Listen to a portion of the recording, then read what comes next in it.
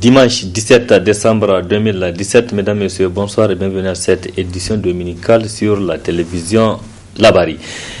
Demain, 18 décembre 2017, le Niger célèbre le 59e anniversaire de la proclamation de la République. C'était en 1958. À cette occasion, le réseau panafricain pour la paix, la démocratie et le développement REPAD a organisé une table ronde cet après-midi. 59 ans après, où en sommes-nous avec les principes et les valeurs républicaines? Élément de réponse avec l'historien Amadou Hassan, chef du département Histoire à l'université Abdou Moumouni de Niamey. Le Niger proclamé comme république n'avait pas en réalité cette souveraineté. Autre chose, les attributs, quand vous prenez par exemple la devise, quand vous prenez le drapeau, quand vous prenez évidemment beaucoup d'attributs, évidemment c'est après les indépendances que le Niger sera doté évidemment de ces attributs. Alors, on s'apprête à fêter, et ça fait 59 ans qu'on est en train de fêter la proclamation de la République. Évidemment, c'est des fêtes qu'on organise. Mais moi, en tant qu'historien, je pense qu'il y a un débat public qu'il faut poser pour amener évidemment l'ensemble des citoyens d'abord à comprendre évidemment les valeurs et les principes que renferme la République. Ça, c'est un élément qui est important et c'est un débat public qu'il faut poser, à mon sens. Si aujourd'hui on sent qu'il y a un désintérêt, si aujourd'hui on voit que évidemment les citoyens sont parfois défient la République, c'est parce qu'en réalité ils ne comprennent pas ce qu'est une République. Donc j'appelle réellement à un débat public et ce que je propose aussi, c'est-à-dire le 18, la proclamation de la fête de cette fête doit être vraiment l'occasion pour faire une éducation civique à l'ensemble des citoyens nigériens. Rendez-vous à la fin de ce journal à la place de l'invité pour suivre l'intégralité de cette interview avec Amadou Hassan, chef du département Histoire à l'université Abdou Moumouni de Niamey, relativement à la proclamation de la République du Niger. Fin ce dimanche du tour cyclisme de la République organisé par la Fédération nigérienne du cyclisme à l'occasion de la célébration du 59e anniversaire de la proclamation de la République du Niger. Destination finale, la ville de Tawa. Avant cette étape, le peloton était tiers entre Douchi et Kwani et Semos Oudou Idrissa de l'Asfan qui est arrivé premier avec un long écart avec le groupe Les Images.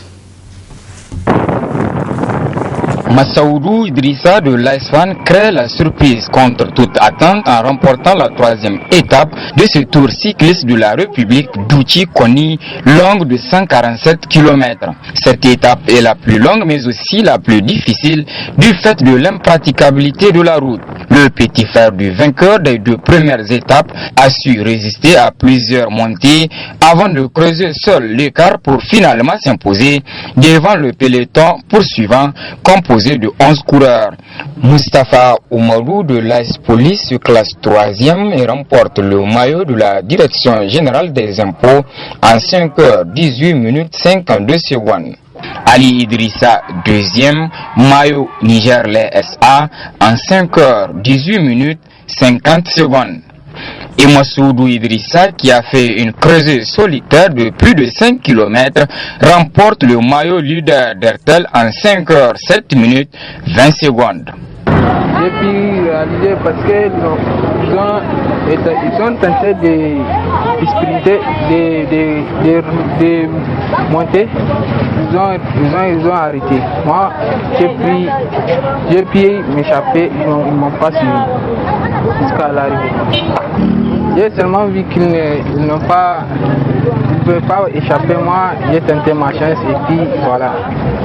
La population de Bernin-Koni est sortie massivement accueillir la caravane de la Fédération nigérienne de cyclisme accompagnée dans ce tour cycliste de ses partenaires. Aujourd'hui, la DGI est absente un peu partout dans le sport et nous avons estimé qu'il est nécessaire aujourd'hui avec le cyclisme, avec ce tour de la République de s'y mettre pour que la DGI soit visible à travers le Niger et à travers le monde. pourquoi nous avons associé. Il faudrait qu'on comprenne que la DGI travaille dans le cadre du recouvrement des impôts et taxes qui sont vitaux pour le Niger, pour la survie du Niger. Et nous avons estimé qu'il est nécessaire aussi de se dire que quand on paie ces impôts, on enrichit le Niger, on enrichit soi-même parce que tout simplement il y a la santé qui est garantie, il y a la scolarité des enfants qui est garantie, il y a aussi l'école, il y a les routes qui sont construites avec les impôts qu'on collecte, que la DGI collecte à travers en tout cas le recouvrement des impôts que les agents sont en train de faire pour le bien du Niger. Massaoudou Idrissa de l'ASFAN réalise ainsi la plus longue échappée de ce tour cycliste et mène de bout en bout l'association des forces armées nigériennes en attendant la 4e et dernière étape Koni Tawa de ce 17 décembre 2017. Et cette étape a été donc au rendez-vous cet après-midi. Nous y reviendrons plus en détail dans notre édition de demain sur l'arrivée finale à Tawa. 1000 parcelles viabilisées, c'est le terme d'un partenariat signé ce matin à l'USPT entre la mutuelle d'épargne et de crédit Amana Al-Oumma et l'Union syndicale progressiste des travailleurs. C'était en présence d'un auteur et de plusieurs autres invités, parmi lesquels Nasser Dantoufou. Suivez plutôt. Posséder sa propre maison est un des rêves de tout travailleur. C'est ce rêve qui est en train d'être matérialisé à travers cette présente signature de partenariat entre l'Union syndicale progressiste des travailleurs ISPT et la mutuelle d'épargne et de crédit Amana Al-Oumma Meka pour l'acquisition de 1000 parcelles allant de 200 mètres carrés à 1000 mètres carrés au profit des travailleurs de la dite centrale. C'est pour moi un réel plaisir de prendre la parole au nom du bureau exécutif national de l'USPT pour remercier l'ensemble des camarades présents à cette cérémonie de signature de convention de partenariat entre l'USPT et Amana Al-Oumma. Dans le cadre de ce partenariat, les travailleurs auront accès aux motos, hommes et dames, à crédit, des réfrigérateurs, aux moulins à grains, particulièrement aux femmes non salariées du milieu rural et organisées en groupement d'intérêt économique. Selon l'évolution de ce partenariat, les deux parties continueront à étudier d'autres nouvelles opportunités en faveur des travailleuses et des travailleurs. Une aubaine pour les travailleurs qui se verront octroyer des parcelles viabilisées avec une régularisation bien souple. L'opération consiste à mettre à la disposition des travailleurs 1000 parcelles viabilisées, nues et libérées de toute contrainte juridique avec acte de cession. Ces parcelles viabilisées sont des parcelles de 200 mètres carrés, 250 mètres carrés, 300 mètres carrés, 500 mètres carrés, 600 mètres carrés et 1000 mètres carrés. Par viabilisation, il faut entendre niveler le terrain, réaliser la voirie sommaire par l'aménagement des pistes latéritiques, construire une mini AEP branchée des forages modernes pour la fourniture de l'électricité. Pour faciliter aux travailleurs l'accès à la propriété dont il s'agit, la MECA a convenu avec son partenaire, d'une part, des prix socialement étudiés et d'autre part, un échéancier de paiement sur 60 mois. Notre credo est avant tout l'amélioration des conditions de vie des travailleurs. C'est pourquoi la gestion administrative et financière de ce programme immobilier se fera de façon concertée entre les parties, sous la supervision du notaire ici présent parmi nous. Notre souhait le plus ardent est de voir, par la bonté de Dieu, les travailleurs réaliser leur rêve de disposer chacun d'une maison construite sur le terrain acquis et qu'un jour ils se retrouvent sur le site, non pour contempler des parcelles nues, mais pour fêter l'inauguration de leur cité à Gesselboudi. Au-delà de ces parcelles, la mutuelle d'épargne et de crédit Amana Al-Oumma s'engage à permettre aux membres de l'USPT l'accès à ces différents produits et services tels que des motos, hommes et dames, réfrigérateurs et moulins à grains. Le domicile du président du RDP, Jama'a Dr Hamida Al-Ghabit, a servi de cadre hier soir à une conférence de presse organisée par l'association islamique Al-Muklisina, une activité qui rentre dans le cadre de la commémoration de l'anniversaire de Cheikh Ousmane Danfodio. Cette conférence a été suivie et résumée ici par Adam Ousmane. Quelques membres de la communauté Kadria du Niger se retrouvent ainsi à travers ce cadre pour échanger sur l'islam, mais aussi et surtout sur certaines figures historiques ayant marqué la religion musulmane dans l'espace nigérien, en l'occurrence Ousmane Danfodio. Occasion pour le premier responsable de l'association Al-Muklisine de faire sa présentation et l'objectif à elle assigné. La revalorisation de notre patrimoine légué par les grands leaders musulmans. Cette revalorisation de notre patrimoine nous permettra d'asseoir la personnalité du Nigérien qui fait l'objet d'agressions de par le monde, qu'il s'agisse de courants en provenance de l'Occident, qu'il s'agisse de courants en provenance du Moyen-Orient. Nous avons besoin de retrouver nos racines. S'en sont suivis des présentations aussi bien des ulémas que des universitaires sur Ousmane Danfodio, l'islam vrai et le lien entre les résistances anticoloniales et la culture islamique dans l'espace nigérien. Il y a un historien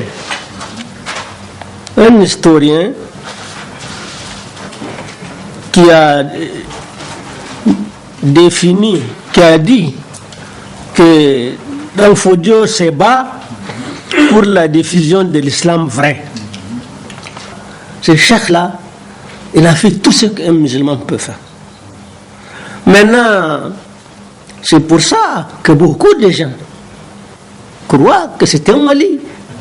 Beaucoup de gens croient aux prodiges qu'il a fait. L'islam a servi de mobilisation, de facteur de mobilisation, et bien pour tous les gens qui voulaient s'opposer à la domination coloniale. Vraiment, l'islam a été un facteur important. Et si l'islam a été un facteur important, c'est parce qu'à la fin du 19e siècle, il y avait une culture islamique qui a commencé à s'asseoir, et culture islamique à laquelle l'œuvre d'Ousmane Danfodio a beaucoup contribué. Les participants à cette rencontre d'échange marquant l'anniversaire de Cheikh Ousmane Danfodio ont émis le vœu de voir ce genre de rendez-vous plein d'enseignements se perpétuer. La reconnaissance de Jérusalem comme capitale d'Israël par le président américain Donald Trump continue à susciter des réactions à travers le monde.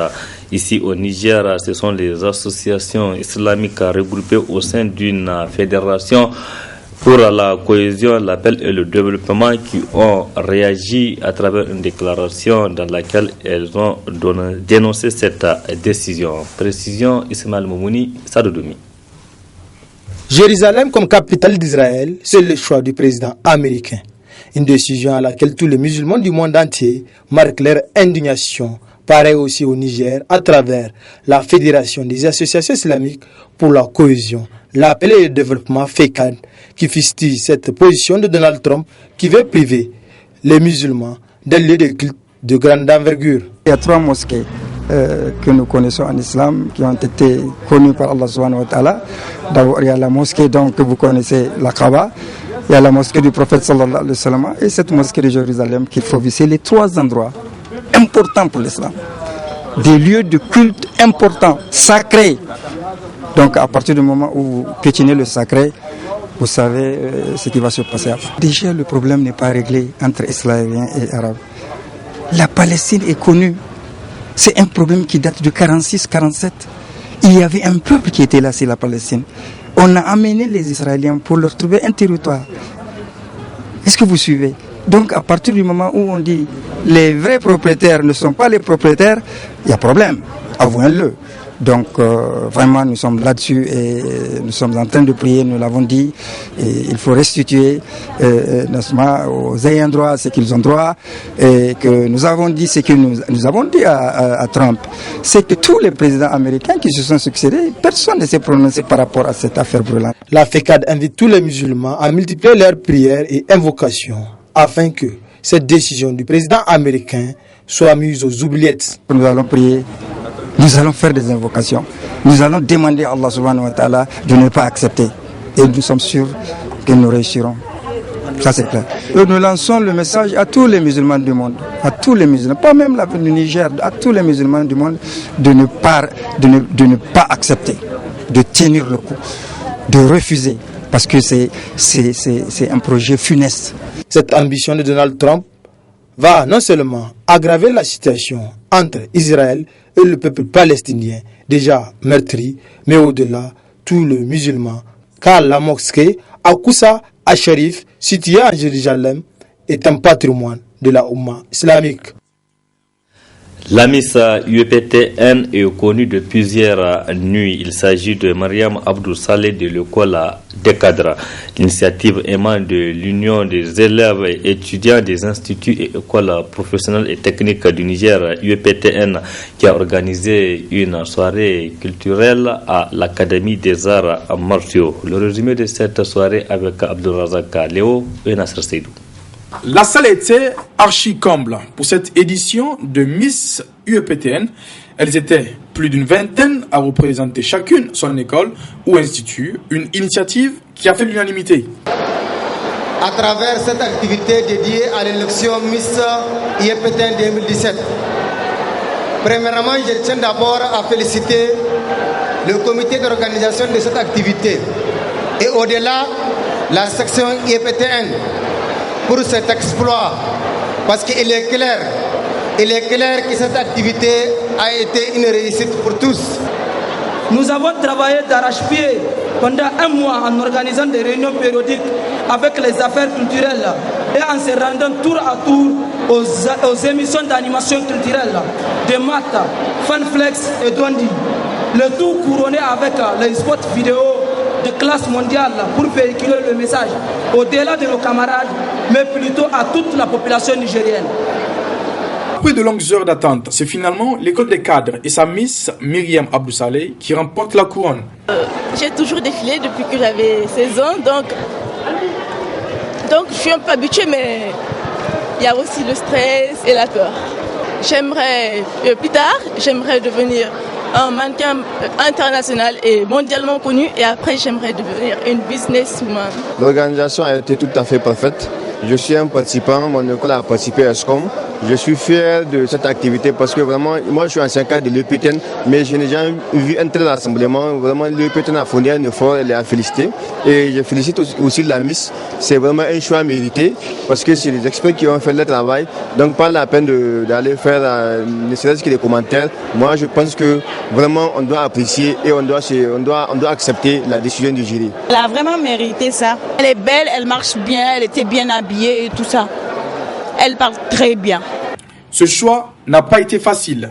Le choix n'a pas été facile. Il faut reconnaître que, parce que je disais tout à l'heure, le Niger égorge presque la plus belle femme, la plus belle fille de notre continent. Quand on sait que la femme sahélienne regorge, n'est-ce pas, Ali, beauté, joliesse et charme dans ce soir. Mais j'ai un petit pincement au cœur. C'est le manque d'expression. Au regard du succès de cette nouvelle formule qui a plus que marché, les organisateurs s'activent déjà pour la prochaine édition. Oui, et ça sera en 2018, Abdourazaka Léo. Place à présent à la partie magazine de cette édition consacrée à l'entretien qu'il nous a accordé. Monsieur Amadou Hassan, il est le chef département histoire à l'université Abdou Moumouni de Niamey. Avec lui, nous avons abordé la question donc du 18 décembre, la proclamation de la République du Niger en 1958, dont le Niger va célébrer le 59e anniversaire demain, 18 décembre 2017, et les festivités sont délocalisées, comme vous le savez, dans la région d'Ottawa. Très bonne réception. Pour parler de cette proclamation qu'on s'apprête à fêter demain, et je dirais que pour le cas spécifique du Niger, c'était dans un contexte particulier. D'abord, la proclamation a été faite à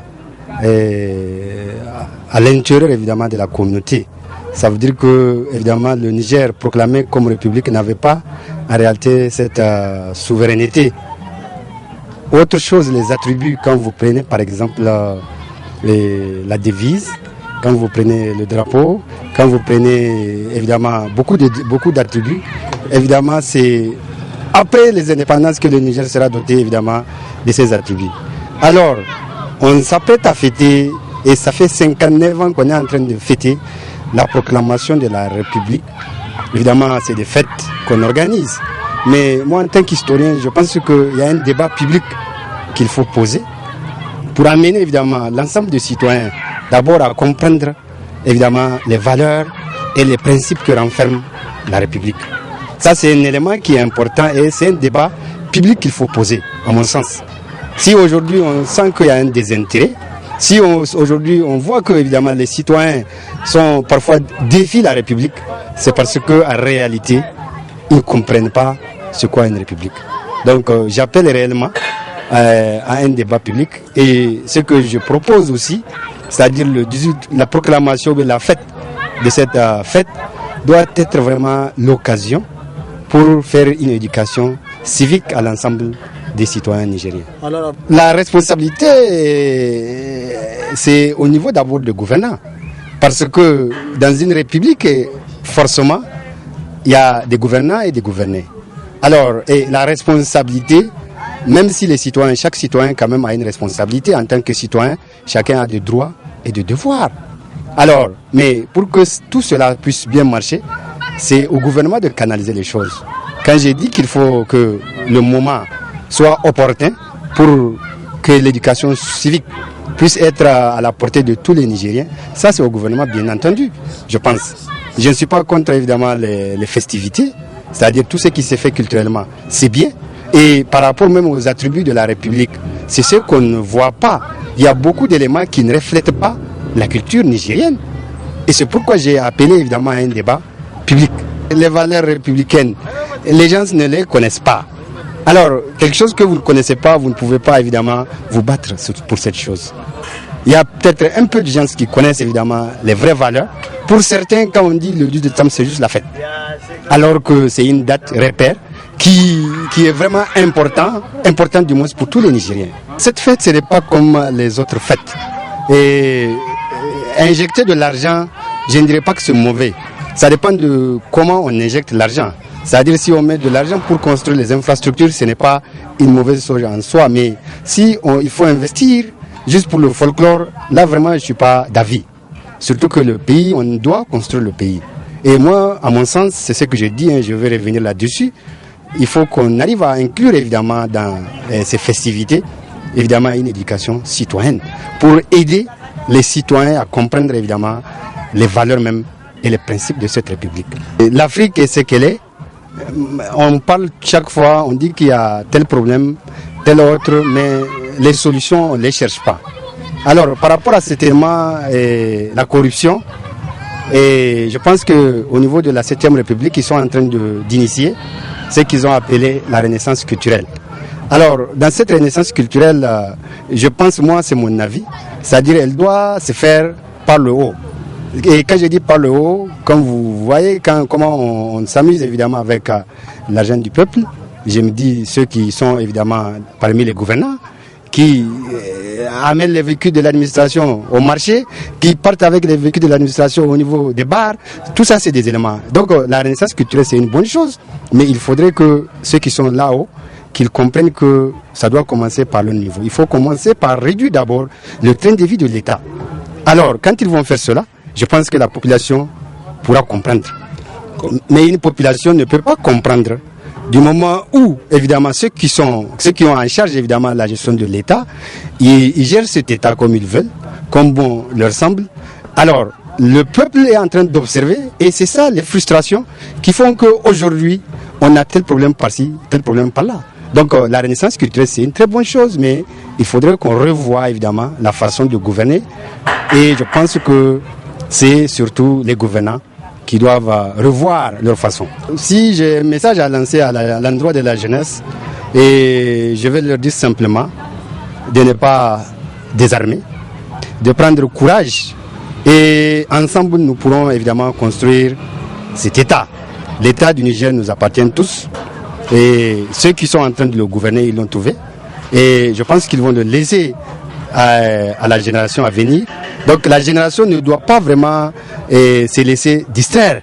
Il faut qu'ils s'inscrivent évidemment dans la culture citoyenne pour comprendre qu'un État, c'est comme une maison. Il faut bien la garder, il faut bien la gérer et il faut promouvoir évidemment la justice et l'égalité. Je pense que les gouvernants, ceux qui sont en train de gouverner, ils ont pleinement conscience. Ils ont évidemment la confiance évidemment d'un peuple. Alors, ne pas honorer à cette confiance, c'est évidemment trahir. C'est le seul message que moi je peux lancer à l'endroit de ce gouvernant.